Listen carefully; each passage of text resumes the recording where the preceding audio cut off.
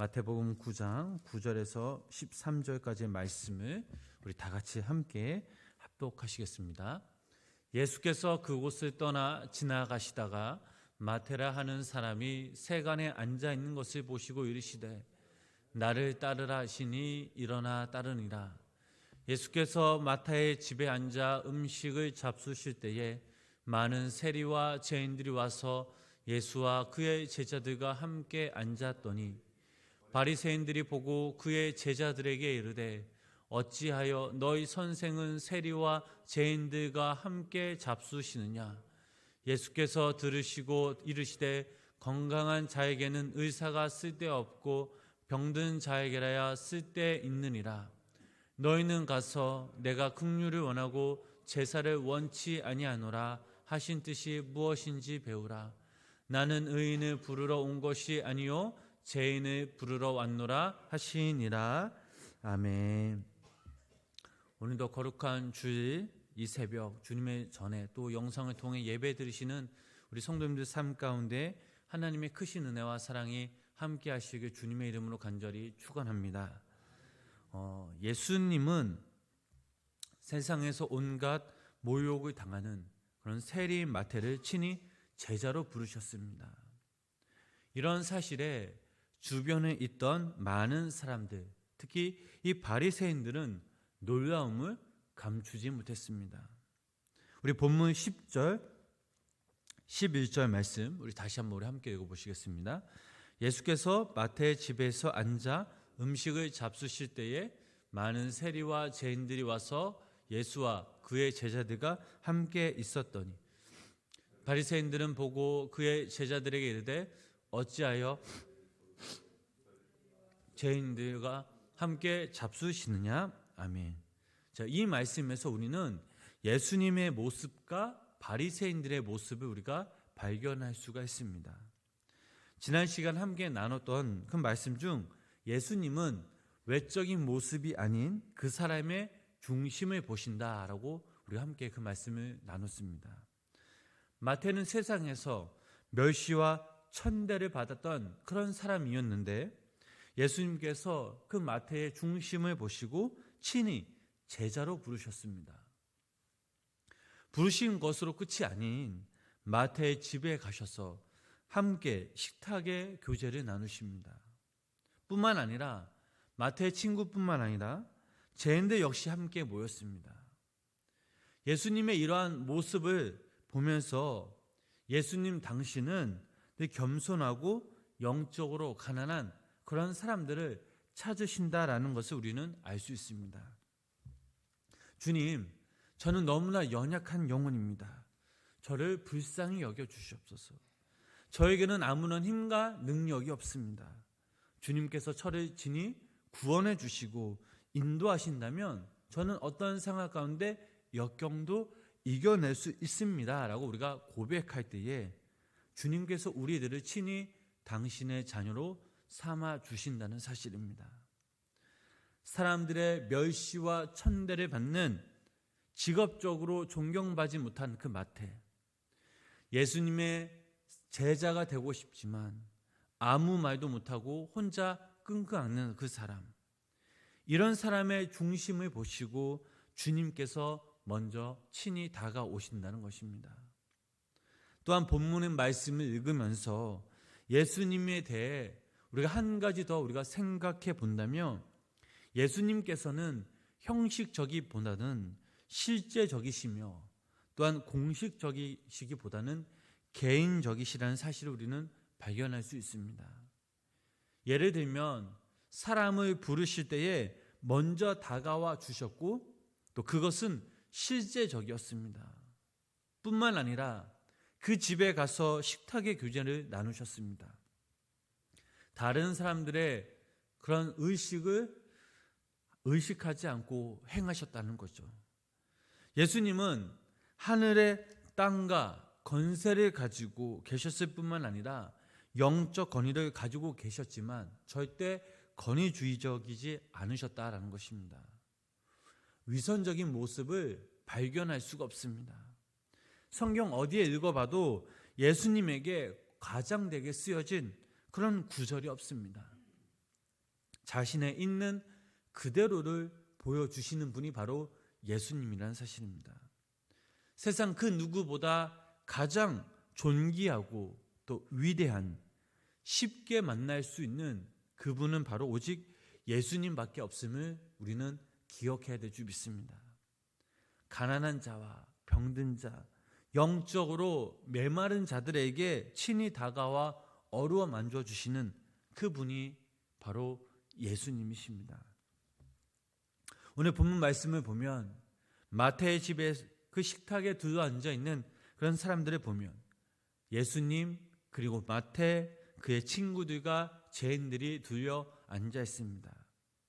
당시 유대인들은 율법을 지키지 않은, 도덕적이지 않는 그런 사람들을 가리켜 죄인들이라고 이렇게 불렀습니다.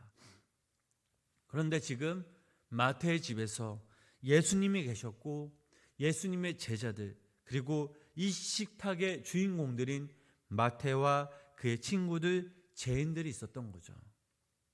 예수님을 중심으로 모인 공동체이지만 이 공동체는 세상의 모든 사람들이 다 참여할 수 있는 공동체라는 사실입니다. 어찌 보면 오늘날 이 땅에 하나님이 세우신 교회의 모습입니다. 교회는 만날 수 없는 사람들이 모인 곳, 교회란 하나님을 부르심을 입은 그런 공동체의 사람들이라는 것입니다. 세상의 기준이 아닌 바로 하나님의 기준으로 모인 사람들입니다. 지금 예수님과 함께 격식 없이 대화를 나누며 자유롭게 그 식사하는 그런 모습을 우리가 상상해 볼 때에 얼마나 아름다운 모습입니까? 오늘날 이 땅의 교회가 이런 모습이 되어야 하지 않을까 생각됩니다. 이 땅의 모든 교회와 그리스도인들이 주님만을 바라보며 모든 것이 협력하여 선을 이뤄나갈 때 비로소 교회와 우리들을 통해 하나님의 그 천국이 만들어진다라는 그 사실을 우리는 기억해야 합니다. 이제는 우리가 바리새인들의 모습을 한번 살펴보도록 하겠습니다. 예수님과 함께 식탁에 교제를 나눈 모습에 그들은 마음이 불편하고 비판과 불평으로 가득 차 있는 그 사람들, 이 사람들이 바로 바리새인들이었습니다. 그들의 특성을 보면 매사에 감사가 없고 그저 불평, 불만한 사람들입니다. 예수님이 행하신 이적과 기사를 보고 아무런 감흥이 없었습니다. 무엇보다 천국의 말씀을 듣고도 그들은 모른 척하였습니다.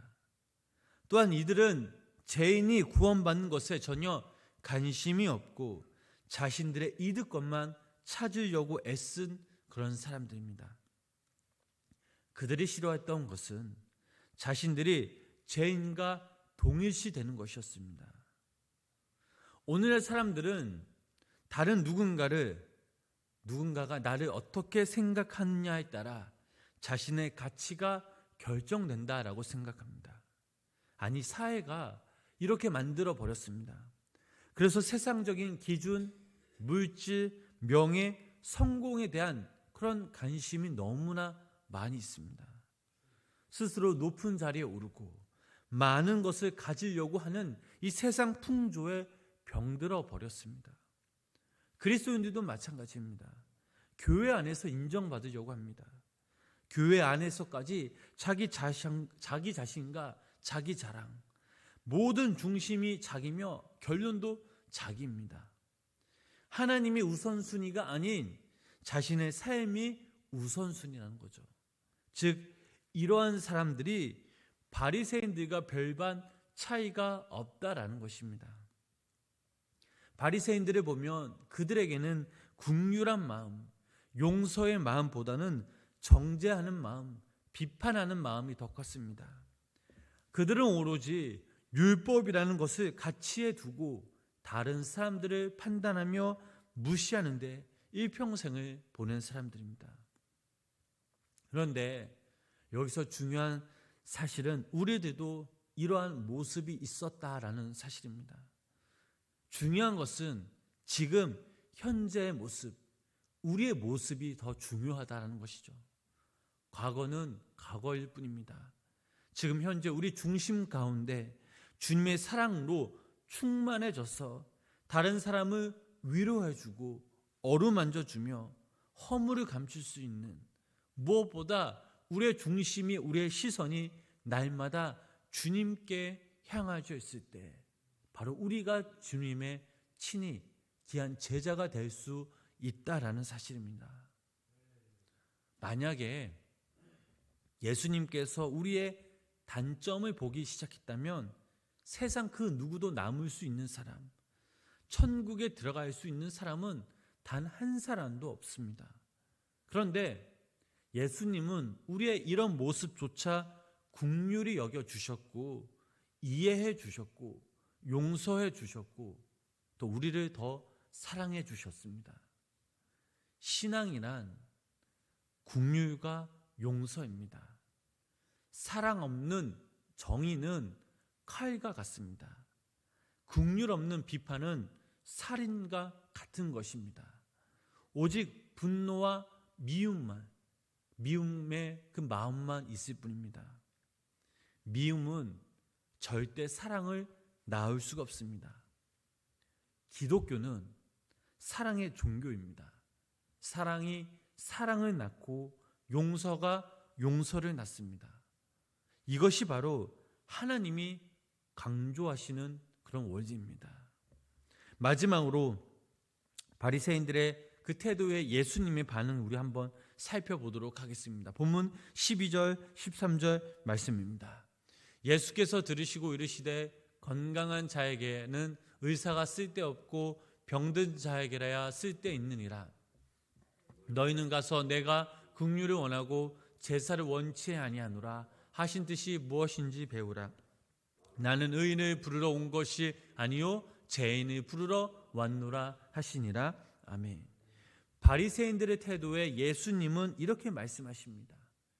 12절 말씀을 보면 이 말씀은 상징적인 말씀, 누구든지 알 수 있는 상식적인 논리에서 이해할 수 있는 그런 말씀입니다. 환자에게 의사는 절대적인 존재입니다. 건강한 사람에게는 필요가 없습니다.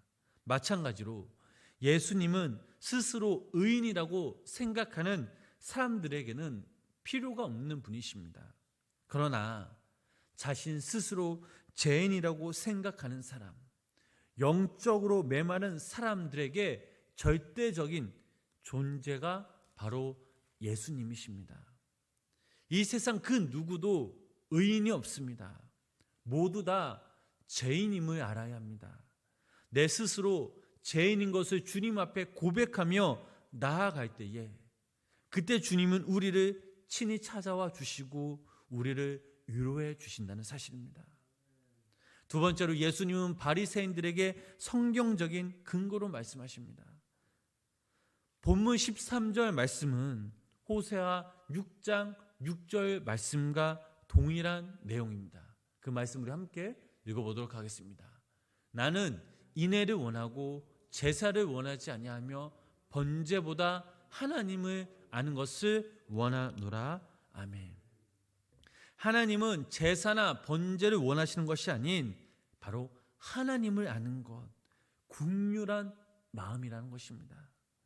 하나님이 기뻐하시는 것은 바로 그런 긍휼한 마음을 가진 사람들입니다. 긍휼한 마음이 있을 때에 하나님을 사모하는 마음, 하나님께 예배하는 마음이 있었습니다. 세리 마태가 이런 긍휼한 마음이 있었기에 예수님께서 그 마음을 아시고 당신의 제자로 부르신 것입니다. 사랑하는 성도 여러분, 우리들은 너무나 연약한 영혼들입니다.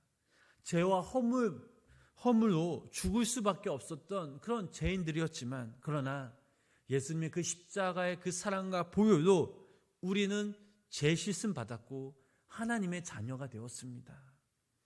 우리의 삶 가운데 매 순간 예수님이 너무나 필요합니다. 예수님은 우리 각자 한 사람을 위해 우리를 구원하시기 위해 이 땅에 오셨고 우리의 죄 때문에 십자가를 지시고 부활로 또 승천으로 승천하셨습니다. 오늘 이 시간 예수님은 우리를 부르십니다. 우리 또한 그 예수님의 부르심에 겸손한 마음으로 나아가야 합니다. 주님은 자신의 의를 자랑하는 바리새인이 아닌 자신의 죄를 깨닫고 주님 앞에 철저히 낮아져 가슴을 치며 애통하는 그런 사람을 긍휼히 여겨주십니다. 그러므로 우리도 하나님 앞에서 절대적으로 우리 자신을 낮춰야 합니다. 하나님 앞에서 우리의 죄인됨과 연약함을 인정하고 오직 주님의 긍휼을 여겨야 합니다. 바라옵기는 우리 여기 모인 모든 성도님들이, 우리 생명나무교회 모든 성도님들이 매일 하나님 앞에 겸손히 낮아져 우리의 죄를 고백하며 회개하는 그 역사 가운데 하나님의 귀한 은혜와 사랑, 긍휼하심을 통해 우리를 당신의 백성으로 삼으시고 은혜 베푸시는 그 역사가 우리 성도님들 삶 가운데 임하여지길 주님의 이름으로 간절히 축원합니다. 기도하겠습니다. 하나님 아버지, 오늘도 이 시간 우리가 겸손히 주님 앞에 나아갑니다. 지난 우리의 모습을 돌아볼 때에 주님 앞에 서기에는 너무나 부끄러운 모습들이 많이 있었지만, 그러나 주님께서 우리를 용서해 주시고 긍휼히 여겨주셔서 오늘도 우리가 이전에 함께 모여서 예배 드릴 수 있었음을 고백합니다. 세리 마태와 그의 친구들, 죄인들을 만나 주셨던 그 주님께서 매일 우리들에게도 친히 다가와 주시길 간절히 원합니다. 당신의 사랑과 귀한 은혜를 저희들에게도 베풀어 주시고, 또한 우리가 그 사랑과 그 긍휼함을 통해서 저희들이 더욱더 주님 앞에 믿음으로 겸손히 나아가 우리들도 하나님의 자녀로서 이 땅에서 살아갈 수 있도록 믿음의 믿음을 더하여 주시옵소서. 하나님, 오늘은 어버이 주일입니다. 오늘도 이 시간 우리가 하나님께 예배할 때에 온 마음 다해 정성 다해 주님 앞에 예배하게 하여 주시고, 또 이 어버이 주일을 통해서 우리를 낳아주시고 우리를 기려주신 그 부모님들의 감사한 마음, 또 그 부모님을 사랑하는 마음을 다시 한번 깊이 깨달아줘서 부모인 우리들도 자녀들을 위해서 더욱더 기도하고, 또 자녀인 모두가 부모님을 공경하는 마음을 다시 한번 우리가 깨달을 수 있는 귀한 복된 하루 보낼 수 있도록 성령님 저희와 함께하여 주시옵소서. 특별히 코로나로부터 우리 생명나무 교회와 우리 생명나무 유치원과 우리 생명나무 보습학원, 또 우리의 가정, 또 우리의 직장, 우리의 사업장을 안전하게 보호하여 주시옵소서. 예수님의 이름으로 간절히 기도드렸습니다. 아멘.